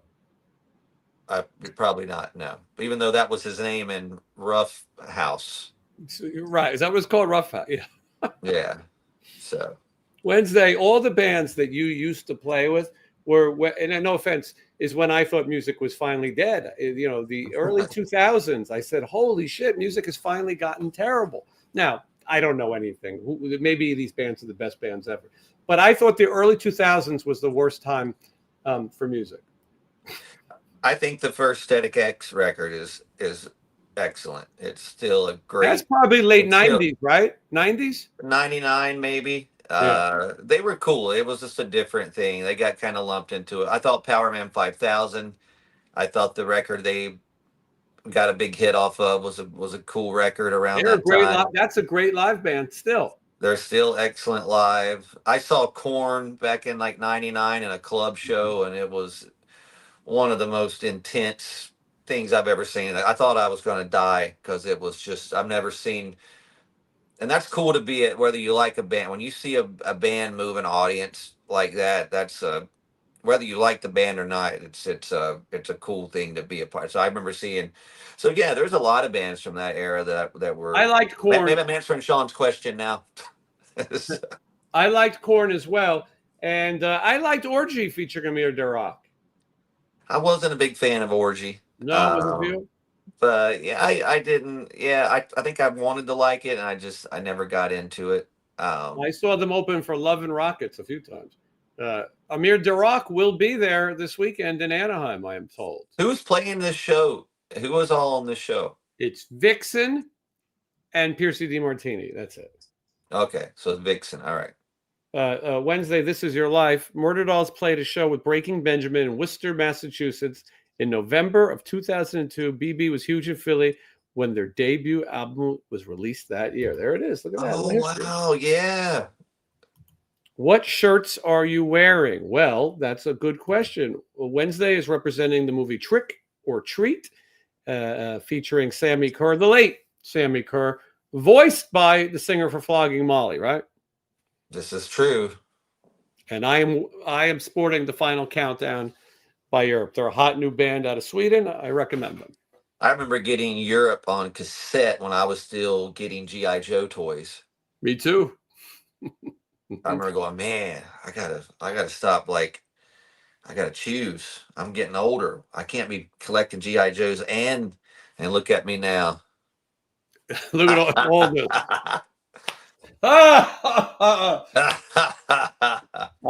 I remember I would go to. I need to go to the bathroom. I need to. I'm sorry. Right. I've drank too much Dr. Pepper. I'll be back. All right. I'll take some right. comments and then I'll tell this story. Let's see here. Hold on. I don't remember D dyeing his hair black. He did it around the movie Widowmaker, the band Widowmaker, and whatever that movie was called. He just said it, but he did do it for a while. I remember. I think I got some pictures of it somewhere. Let's see.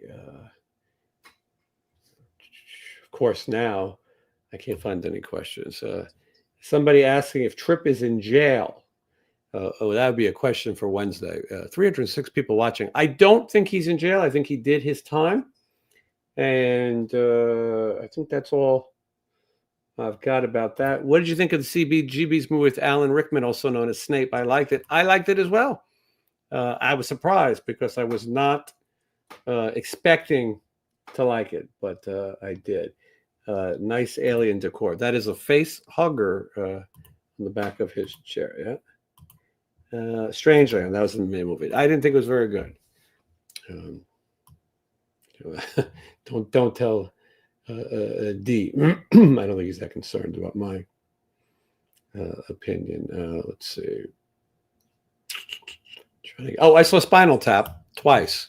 Not many people can say that. I saw Spinal Tap at the Beacon Theater day before my high school graduation, and I saw Spinal Tap again here in Las Vegas in the early 2000s, and I'm very excited for Spinal Tap 2, The End Continues. You guys want to have a music scene, you got to support the legacy acts like Spinal Tap. If you haven't heard Big Bottom or Tonight I'm Gonna Rock You, or obviously Stonehenge, you got to get on it. Hey, love the Married with Children video. Thank you so much, Nate. I appreciate that. Not enough people watching those videos, so watch it. Wednesday trip. He's the felon. They're asking. Yes.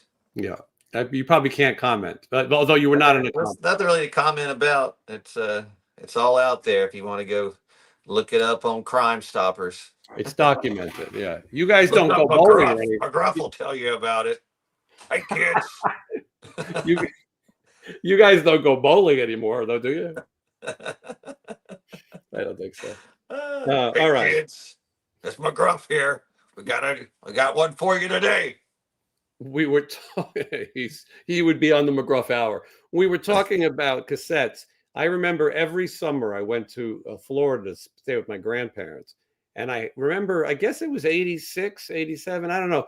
But the three cassettes I played the most were Europe, The Final Countdown, Bon Jovi, Slippery When Wet, and Poison, Look What the Cat Dragged In. That was really my introduction to that type of music.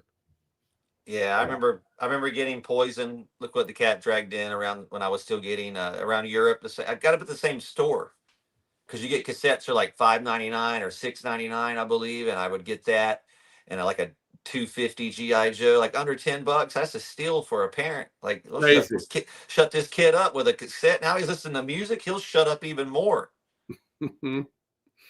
Did you try the same with your kid? Yeah. You learned it. Here, read this. And here, listen to this. Don't talk. Mm-hmm. You know. And now you're a grandfather. I know. No, I wasn't like that. But yeah. They say that being a grandparent is better than being a parent in a lot of ways because you don't have to be there all the time, and have you enjoyed it?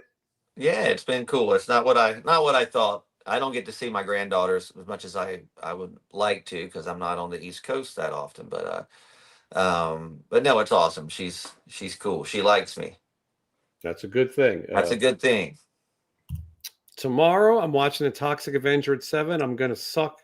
It's going to suck so much. The original is a classic. I did get the Toxic Avenger tub at the theater 3 weeks ago. I got to find the tub. I'm coming into California on Friday, and I'm considering seeing the Toxic Avenger in the theater. But I don't know what you and I will talk about. I don't think you want to go back to Anaheim, and I don't think Michelle wants to see the Toxic Avenger.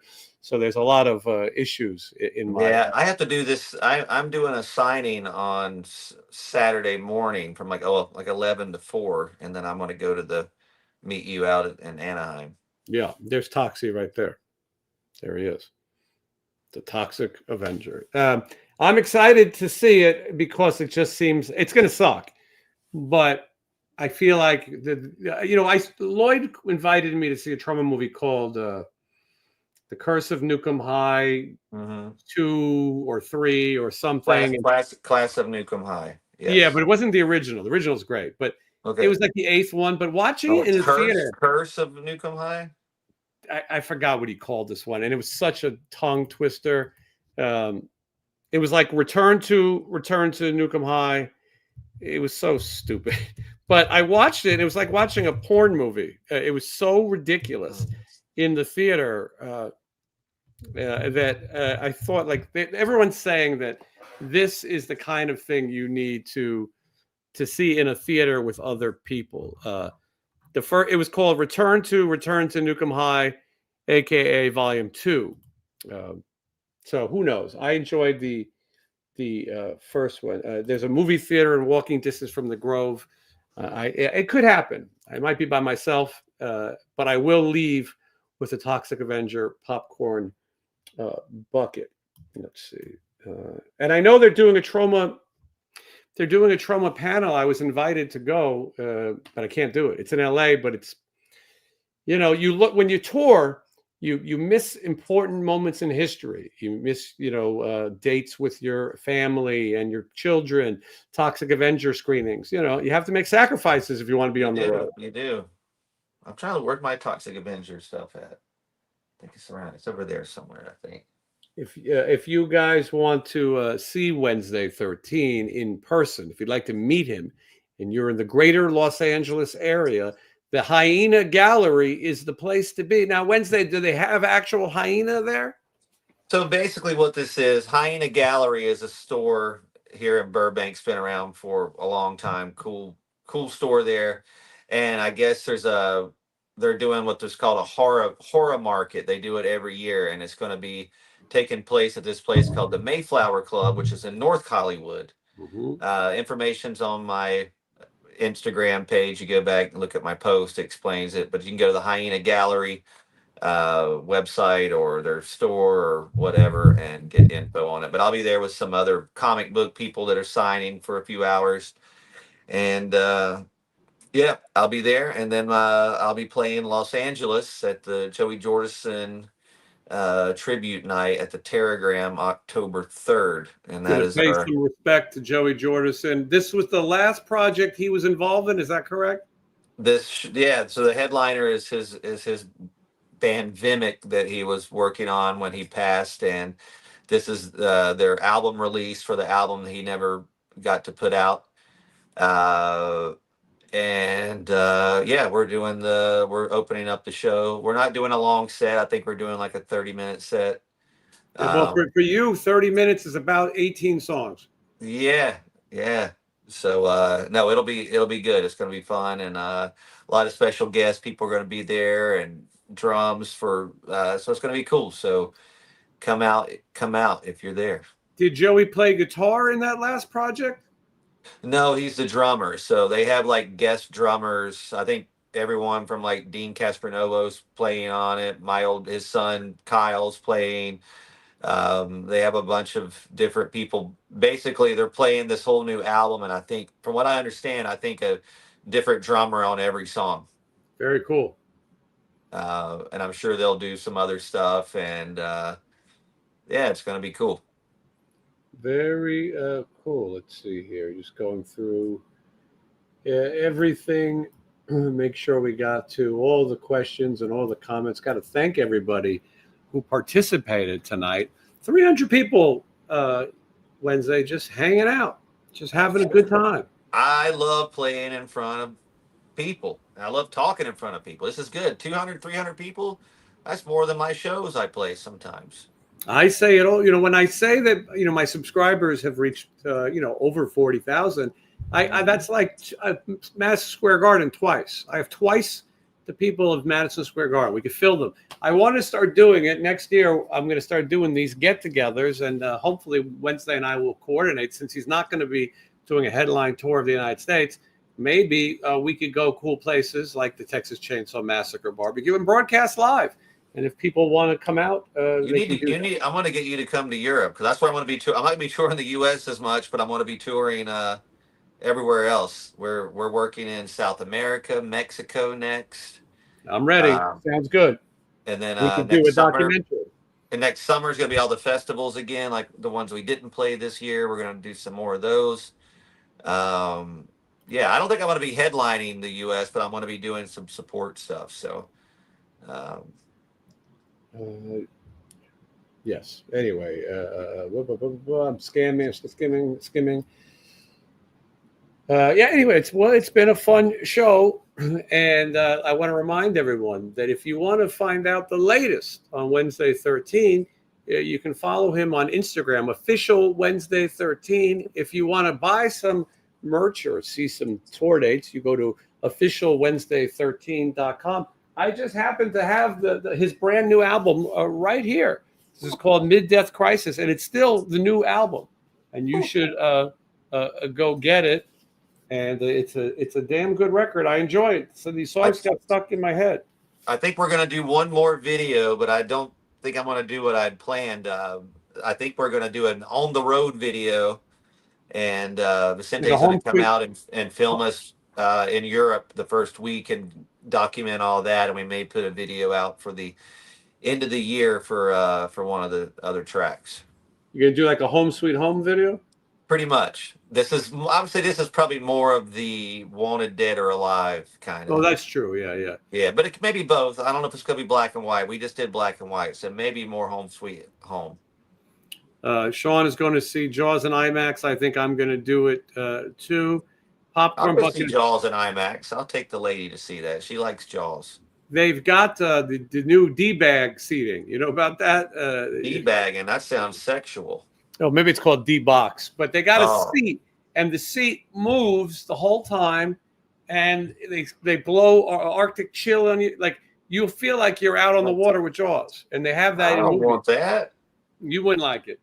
I have the buckets already. Here is the Amity Island Chum bucket. If you need Chum bucket. Chum before the movie. A lot of people do. And then there's the other one. This is the coolest. Now, one that was ever. a term used back when we were kids. They go, oh, you and your chums. Mhm. Right? And now, is that where it comes from? I don't know. Because my dad would go, yeah, you and your chums. And I'm like, he'd always say it like, you and your chums. Well, chum is meant to attract fish. So maybe it's like friends. You chum to get more chums, and then you kill I them. don't know. We might need somebody to deep dive on it. Is there an expert here? Chris collects Jaws here on the mainland of Amity. Michelle and I went looking for Harry Potter popcorn buckets today, and the theater did not have them. This week is like a big anniversary in the world of Harry Potter, but we could not find it. Wednesday, do you know what house you are in the world of Harry Potter? What house I am? That's probably a no, but I thought maybe your daughter or would. No. But usually these people I didn't get in. They tried to get me into it. I just disliked my ex-wife too much to get into it. that happens. You would be Slytherin, I think. That's what I am. Oh yeah, I get what you're saying. Yeah, I'd be one of those dudes. Some people often tell me I look like him around wintertime when I go into stores. Oh, you look like the dude from Slytherin. I'm like, oh, thank you. I get it quite a bit. Yippee-ki-yay, motherfucker. What's the news on the cat I'm trying to catch? He still comes over for dinner, but we have not been able to get him to stay. We're working on it, but it's almost dinner time for him now. He knows. I've been feeding a whole family of raccoons every night. I have feed my cat, outside cats, 4 raccoons. They're probably waiting on me right now. It's the gift that keeps on giving the whole year round. Nothing better than taking care of animals. I don't even know if I want to get into the Cracker Barrel thing, but maybe Wednesday does. No, I don't care. I'm still going to go there. I don't care. Yeah, I mean, I don't care if Uncle Herschel's on it or not. It doesn't. I don't give a. I would go to Cracker Barrel in a General Lee reproduction. Yeah, I don't care. You can change that logo to whatever. I still miss my aunt and uncle, Ben and Jemima. All this cancel stuff is ridiculous. I don't know what's happening. Who cares? You know. Yeah. Anyway, let's see. Yes, I haven't been to Cracker Barrel in a while. We have 2 in Vegas now. I've been there. I went there right after I filmed my last video. That was my on the way home stop. It was delicious. We had Thanksgiving from Cracker Barrel one year. I do it almost every year if I can. I'm going to answer this FMK and then I'm going to get the hell out of here. All right. It's a good one. Michelle Pfeiffer, Mm-hmm. which she starred in Grease 2. Catherine Bach, which is Daisy Dukes. And Linda Carter, who is Wonder Woman, TV's Wonder Woman. It's not as easy as you think. I'm not a giant This is Michelle not Pfeiffer easy. fan. I mean, you can marry all of these ladies. Yeah. You could kill them all too. Get rid of. Oh, I'm sorry. This is tough. Michelle Pfeiffer's got the most dough, I would think. Yeah, You know, she still looks pretty. she looks good, She's and still good on the eyes. She could sing "Cool Rider." I don't know. She drinks milk like a cat from a bowl. That is true. I think I would. Sounds like marriage material. Yeah. Let's marry her because, be honest with you, if you marry her, you can do all of these to her. Right, with the milk too. I think as fun as Daisy Duke would be, I've got to do Linda Carter, and I guess and I've seen what Daisy Duke looks like lately. So yeah, maybe I'm gonna marry Michelle Pfeiffer. I'm gonna have to get rid of Wonder Woman. Really controversial. Maybe I'm gonna have to have relations with Daisy Duke just because. Yeah, I think you'd have to. Yeah, I better not say. Sometimes I think we're just talking like, locker room talk. You know what I mean? I'm like, locker room talk. Yeah, we've said grab him by the. Yeah, and then I forget that 300 people are listening to this, and some may be sensitive. Some people might not like Cracker Barrel or a barrel of crackers. I used to go to Cracker Barrel once a week when I lived, and my family used to go there. We didn't really care about the logo. I don't think we even really looked at it. Mm-hmm. As long as they got rocking chairs. Rocking chair. I'm all right with it. I agree. Anyway, a lot of people playing along at home. Pretty soon we'll release the home game. My channel right now, the Perfect Strangers video that absolutely no one has watched, that's available now. If anyone... Don't be ridiculous. If anyone hasn't watched it, I thought Perfect Strangers, everyone wants to see it, not a soul. And I'm not a big Perfect Strangers fan, so maybe the rest of the world isn't either. Maybe the island of Mypos, which is not the island that gets visited by politicians, but maybe that's where Balky's from. Maybe they haven't got it yet. But the Valentine's Day Massacre is on the same block. I thought, what a fun tidbit. Nobody cares. No, it may be the worst video I've ever put out. It's a good video. It's funny. If you want to do the Dance of Joy, it's the video to do it. And then I followed it up with Married with Children. But the way YouTube works is if your videos are down, it's hard to get back up out of the swamp. I might have to stay the night at the Poltergeist house and do a light show. Sean Clark's new video available everywhere right now. I haven't seen it yet, but I hear fantastic things. It's good. Yeah, I'm going to watch it. And then I got to watch it before we see him on Saturday. He'll be disappointed should I not have seen it like everybody else. Anyway, Married with Children, check it out. It's a fun video. I go to the Bundy house, Al, not Ted. And coming very soon, Three's Company. This is the one everyone's been waiting for. And I will say that I am doing the most detailed video. I do show things that other people have not. I found things that other people have not. And hopefully people like it. My channel is a hodgepodge. Thank you, Mark, for enjoying the Bundy video. It is a hodgepodge of stuff. Just everything is on this channel. So. And I think that's it. Wednesday, do you have anything to add? We have 4 minutes.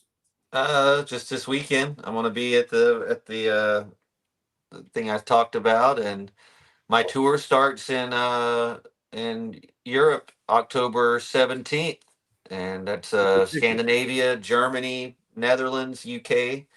Get tickets, VIPs, Wednesday13.com, official Wednesday13.com. On Instagram, I'm Wednesday 13 official. So everywhere else it's official Wednesday 13. There it's Wednesday 13 official. I did it backwards.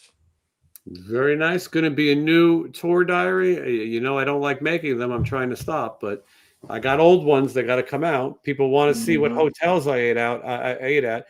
stayed at and ate at.